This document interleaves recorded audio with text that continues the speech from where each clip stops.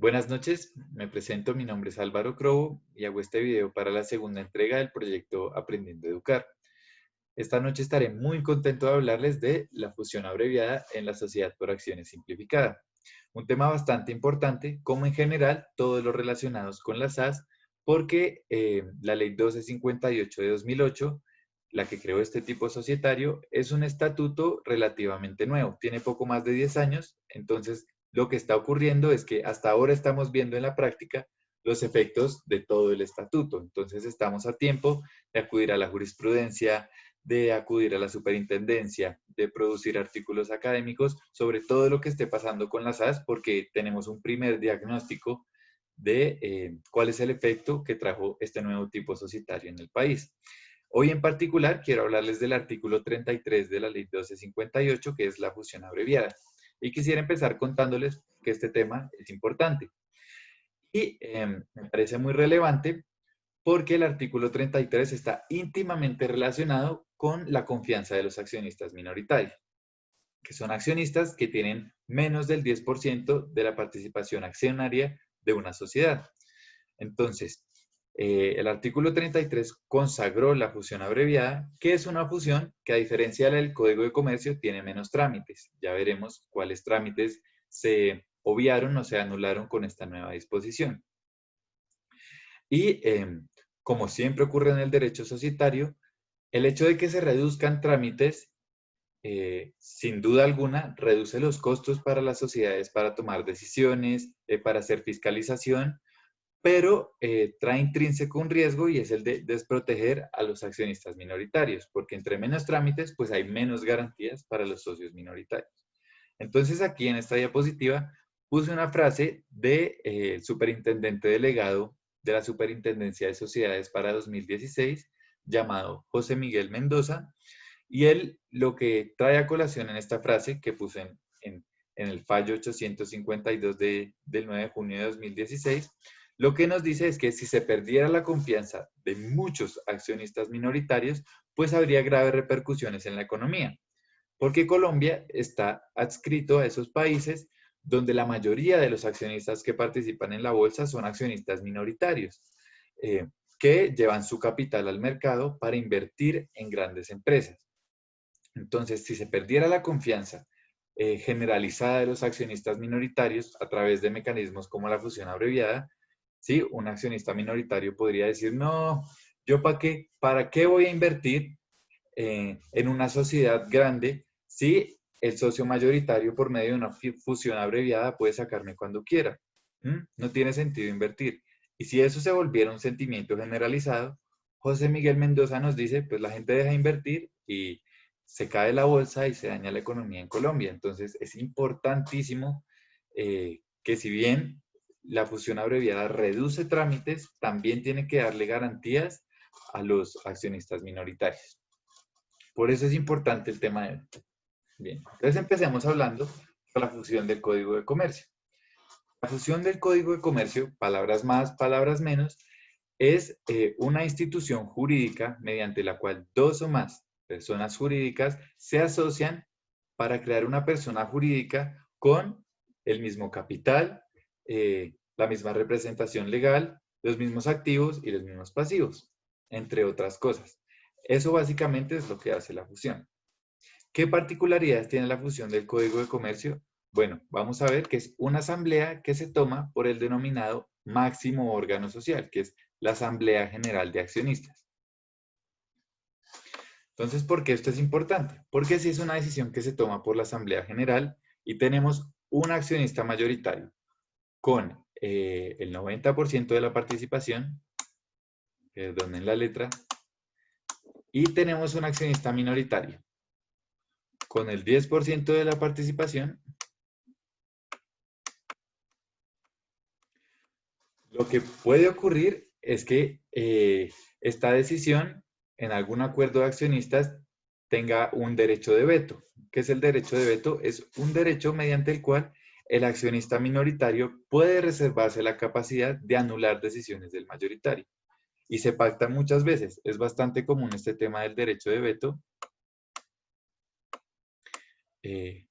cuando va a iniciar una sociedad de capital. Entonces, un socio mayoritario se acerca al minoritario y le dice, hey, mira, vamos a invertir, voy a invertir en esta sociedad, me gustaría que inyectaras un poco de tu capital como accionista minoritario. Y el minoritario le va a decir, bueno, ¿qué garantía me puede dar usted de que sus decisiones no van a ser arbitrarias? Usted tiene 90% del capital. Entonces, generalmente lo que ocurre es que las sociedades pactan un derecho de veto, en el cual el minoritario dice, bueno, yo acepto entrar a la sociedad con 10%, pero cualquier decisión relacionada con una fusión tiene que ser tomada por unanimidad.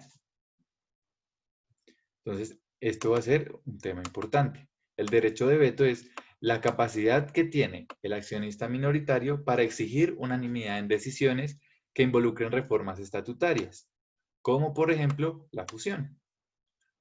Unanimidad. Puntos suspensivos.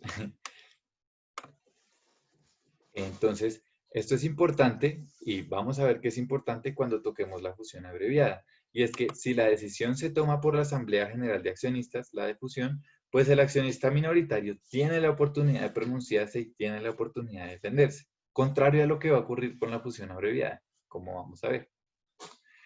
El segundo requisito es que tiene que ser por escritura pública.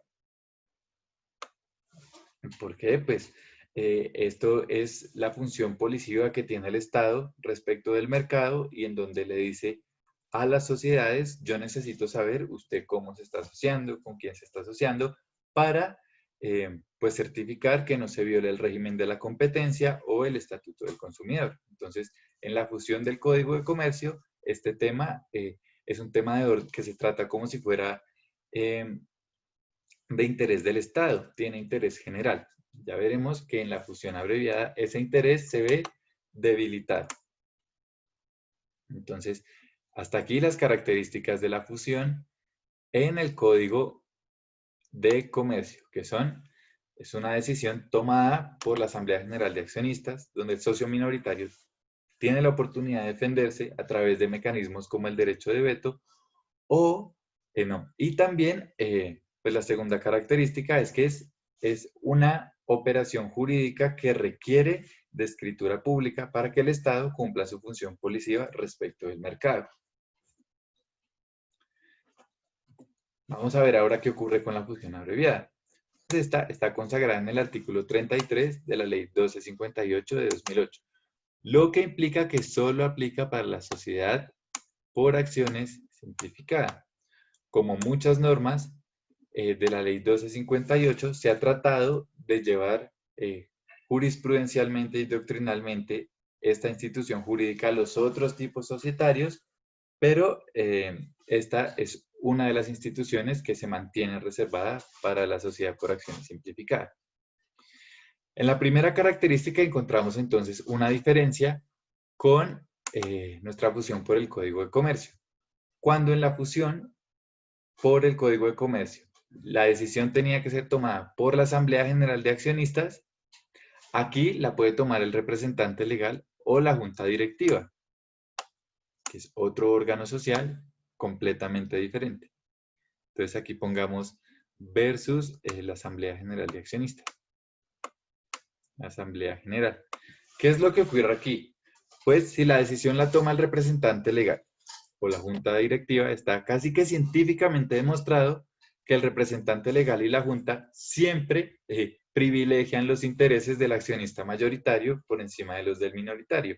¿Por qué? Porque la junta directiva, si está conformada por cociente electoral, pues representa las acciones del accionista mayoritario, y si es el representante legal, pues casi que sucede lo mismo. El representante legal va a escuchar más, ¿sí? Va a estar más cerca pues, al accionista que más invierte plata en la sociedad, porque es natural, es el que más se arriesga.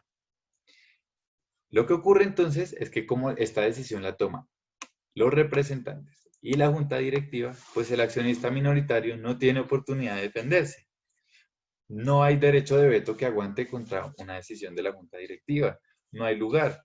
Al accionista minoritario no lo llaman a discutir temas con los miembros de la junta directiva. Entonces, aquí hay una primera señal de desprotección del accionista minoritario, que es una diferencia con la fusión del Código de Comercio. La segunda, pues ya lo anunciábamos, la fusión abreviada del artículo 33 de la Ley 1258 solo requiere como formalidad la firma de un documento privado. Entonces, ¿qué pasa con la función policiva del Estado? Pues digamos que se ve mitigada. Y esto ha dado pie para que algunos doctrinantes señalen que la fusión abreviada puede prestarse para realizar acuerdos anticompetitivos donde muchos accionistas mayoritarios lo que hagan sea pues formar esquemas de mercado donde existe un oligopolio mediante la exclusión de muchos accionistas minoritarios de sus sociedades. Esto puede ser bueno para los accionistas mayoritarios, claro, porque empiezan a adquirir más dinero, pero a la larga, nos dice José Miguel Mendoza, es malo para la economía. ¿Por qué? Porque entonces ya nadie va a querer invertir en las sociedades. Por muy estables que sean, por muy rentable que salga la acción, pues yo para qué voy a invertir de nuevo en una sociedad donde en cualquier momento me pueden sacar. Entonces, pues eso también se ha criticado de la fusión abreviada, que se puede prestar para acuerdos anticompetitivos y en contra de los consumidores.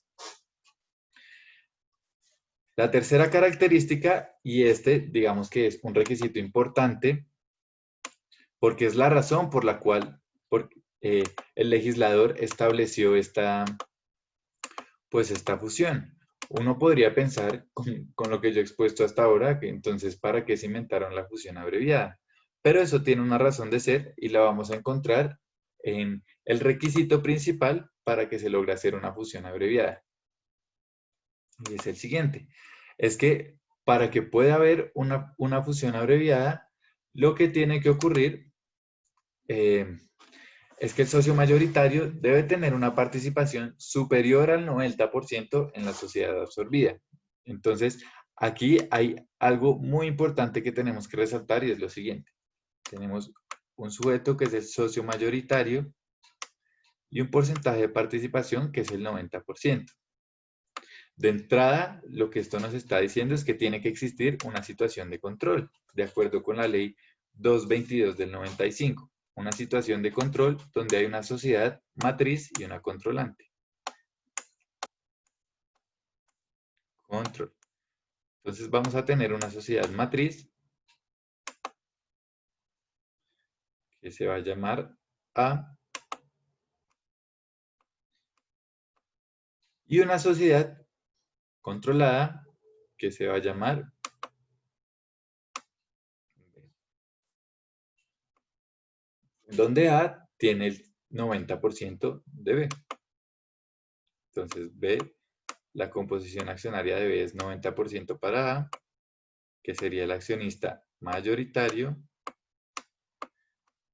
Y ahora tenemos a nuestro accionista minoritario que se llama C, donde C tiene el 10%. Entonces, ¿qué es lo que permite la fusión abreviada? En realidad, la fusión abreviada lo que nos está diciendo es que cuando haya una sociedad controlante A, que tenga más del 90% o 90% de la participación accionaria de su subordinada, B, pues puede ejercitar este trámite de fusión abreviada donde la decisión es de la junta directiva y este puede hacer mediante documento privado. Entonces, he ahí la razón por la que el legislador creó esta norma. No es un atajo para excluir socios minoritarios y violar sus derechos, no. Esta norma responde a una sociedad muy particular y es la siguiente, a una situación muy particular y es la siguiente. La idea de esta figura es que opere cuando el accionista mayoritario quiera absorber a su matriz por razones de conveniencia económica y porque quiere recuperar, digamos, una unidad de dirección mucho más fuerte en su subordinada. Entonces, en el fondo, esta norma lo que busca es que A recupere este 10% que tenía sobre B porque, pues como sociedad controlante, tiene planes más grandes. Entonces, para que esto se convierta en AB, Y básicamente esa es la norma. Porque así como hay abusos de mayorías, también se ha descubierto en estos 12 años de experiencia con las SAS que puede haber minorías que abusan de su derecho de veto. Entonces, el accionista mayoritario propone la adquisición de una tercera empresa, digamos de F, anotemos por acá F,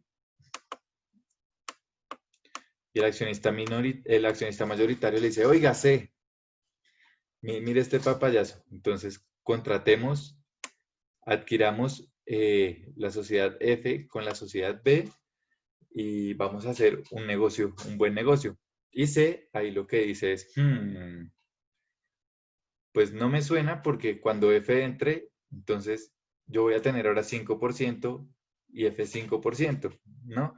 Se parte, se descompone todavía más la participación accionaria. Entonces, los minoritarios, para proteger su porcentaje de participación, también han recurrido a prácticas como el mismo derecho de veto para obstruir oportunidades de negocio gigantes para el accionista mayoritario.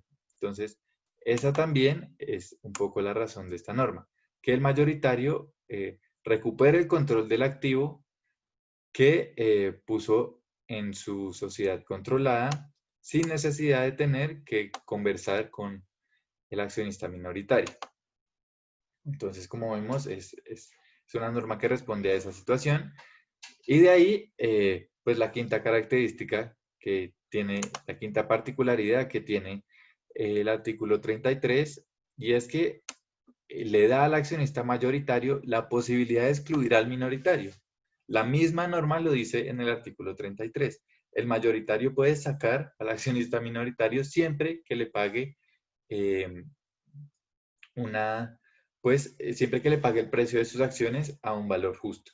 Eso es lo que dice la norma, a un valor justo. Entonces, eh, pues sí, es una posibilidad que tiene el accionista controlante de recuperar la unidad de dirección que tiene con su sociedad controlada sin conversar mucho con el accionista minoritario, pero le tiene que pagar la contraprestación de sus acciones.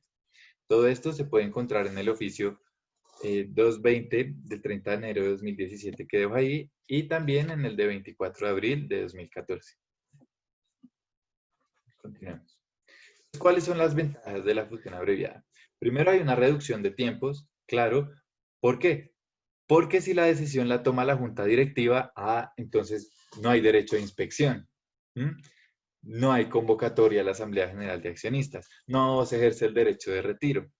No hay ninguna de esas cosas. La decisión la toman un representante legal o una junta directiva que sí tiene que hacer público el acuerdo de fusión, pero es sin recurrir a todos estos términos que impone el Código de Comercio para una función común y corriente. Eliminación de costos de transacción, por supuesto, pues es que hacer la convocatoria a la Junta, a la Asamblea General de Accionistas cuesta, el aviso en el diario de amplia circulación nacional también cuesta, y todos esos son costos que se evitan con el mecanismo de fusión abreviada. Y el último, que es en el que ya ahondamos, que es la gestión unidireccional de la empresa. Es la oportunidad de la sociedad controlante de recuperar a su sociedad controlada para, digamos que no tener a ese bichito que le pica ahí en la oreja y que es el accionista minoritario y siempre le está diciendo, oiga, y yo, y yo, y yo, y yo, y yo. Aunque José Miguel Mendoza nos diría, no, no es un bichito, es un accionista importante y en realidad entre estos bichitos son los que construyen la economía. Ahí les dejo el link también de las ventajas, donde se exponen, un link donde, un artículo de ámbito jurídico donde se exponen las ventajas de la fusión abreviada. Y ahora los riesgos, pues lo veníamos diciendo. Hay la posibilidad de que se expropie a los socios minoritarios de manera injusta. ¿Por qué?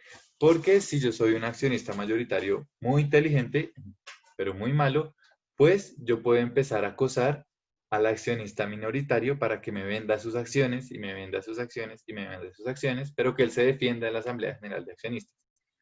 Pero cuando llegue el momento de hacer la fusión abreviada, yo puedo decirlo, listo, usted no fue amable conmigo, entonces tome sus acciones a este precio y ya, y se va de la sociedad.